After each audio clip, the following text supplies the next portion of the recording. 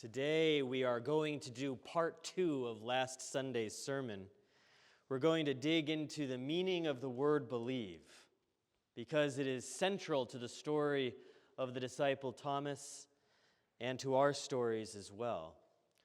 So let's start with the scene in which the risen Christ encounters Thomas a week after standing amidst the others. Jesus invites Thomas to touch his wounds, saying, "No more disbelief, believe." Thomas immediately responds with the highest form of adoration in the entire gospel, "My Lord and my God." It's the next line we need to ponder. We don't know how Jesus says these next words, so we have to choose, like a director counseling an actor how to deliver a particular line. Is Jesus angry? "Do you believe because you see me?" That doesn't sound right to me. Perhaps he is exasperated. "Do you believe because you've seen me?" That's closer, because Jesus often sounds exasperated. But the risen Christ is too full of joy and new life to have much exasperation in him. So let's try one more. Let's give his voice some levity, some humor. "Do you believe because you see me?" Happy are those who don't see and yet believe. That feels right to me. Jesus is not scolding Thomas with these words. Rather, he is speaking past Thomas to the reader of the gospel. Every reader from day one can identify with Jesus' words because none of us has seen Jesus in the flesh.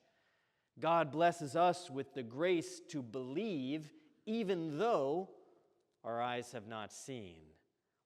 So what does it mean to believe? Let's start with the next verse of the gospel reading, the last of the scene.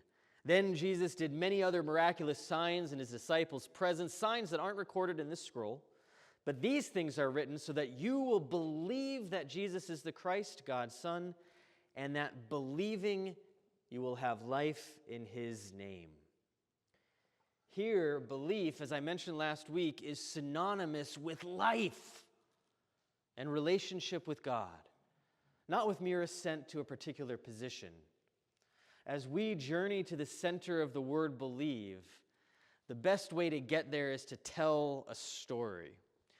So here's a version of one that I heard a priest friend of mine tell many, many years ago.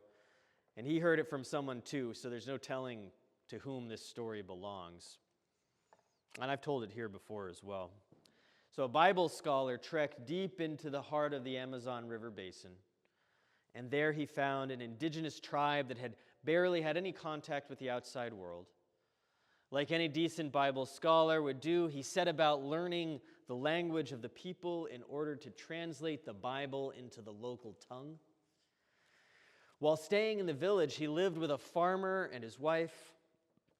For months, the scholar worked and worked. He listened to the people talking, made notes, slowly built a lexicon, and then set to the task of translation. He spread his papers out over the rough wooden table in the kitchen of the hut and put pen to paper. But soon he stopped. He was stuck. In all his study, he had never heard the villagers use a word that seemed to him synonymous with belief, which was, after all, an important word in the Bible. He put his pen down and sat there, pondering and feeling sorry for himself. And just then, the farmer came in from the fields, all hot and sticky from a hard day's labor. He sat down in the chair opposite the scholar, leaned back on two legs, propped his feet onto the table, and let out a grateful sigh. In halting words, the scholar asked the farmer what his word for believe was. And the farmer didn't understand. The scholar tried to explain using other words, and comprehension dawned on the farmer. "Do you see me sitting here?" the farmer said in his own language. "I am leaning back in this chair after a hard day's work. My feet are up. I am resting all my weight on these two legs. And the scholar found his word. So to believe in something is to rest all your weight on that something. Think about the first time you ever jumped into a pool. You stood by the edge of the pool, your toes curled over the cement lip of the shallow end. Your arms were crossed in front of you and your knees were bent and your teeth chattered from either fear or cold, you couldn't tell. And there was your dad standing 3 feet from you, and he was extending his arms out to you, beckoning you to jump. He would catch you, he said. You would not drown. You'd be safe. You would have fun once you got used to the water. All you needed to do was jump into his arms. You had a choice to make. You could waddle back to the safety of the towels and the bag with your sister's change of clothes in it, or you could jump, believing with all your might that your dad would catch you, that you could rest all your weight in his embrace. That's belief. But belief is a tricky concept. And it's tricky for several reasons, but here's one of them. When you decided to jump into your dad's arms, you took the leap because you believed what he said. He would catch you no matter what. You could rest your weight in his arms. Equating this belief with belief in God is where everything gets tricky. Because there is a chance, however slim, that your dad would fail to catch you. No matter how earnestly we believed in a parent's omnipotence, or a coach's perfection, or a teacher's omniscience, these people turned out to be, well, people. They were all stricken with the gene for human fallibility. Of course, not being perfect didn't make them bad people, it just made them people. When we equate our belief in humans with our belief in God, we often make the mistake of hedging our bets where God is concerned. We apply to God the expectations we have when we believe in other people, so we unwittingly reduce God's power and glory to the levels that fit comfortably in a fallible human body. So don't misunderstand. Human beings are fundamentally good. We usually do the right thing. We usually live up to the trust others have in us. What I'm saying is this: there is no usually with God. God always does the right thing. God always lives up to the trust we place in God, or else God would not be God. And I know this is frustratingly circular logic, but that's because God, as the reading that Barbara so intrepidly read cold, by the way, great job.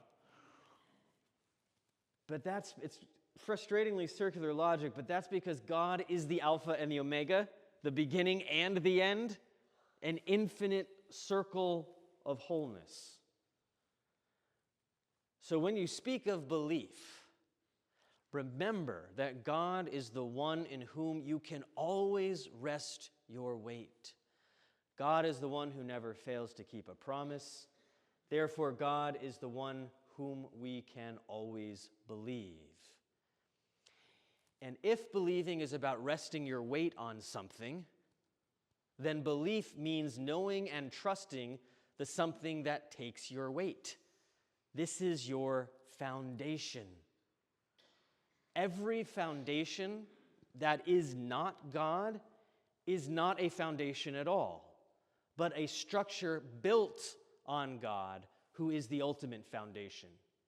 God is, so to speak, the ground upon which everything rests.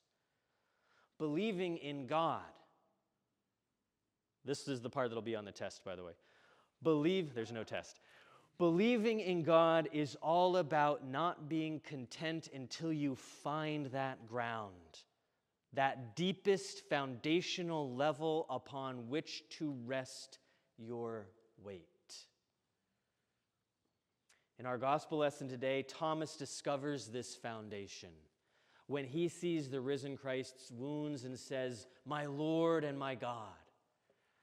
Thomas's journey has led him to rest his weight on the risen Christ, to believe. So the next time you use the word believe, ask yourself if the context surrounding the word is your foundation, something you can truly rest your weight on. If not, try a different word. We rest our weight on the one who is our deepest foundation, for we believe in God. Amen.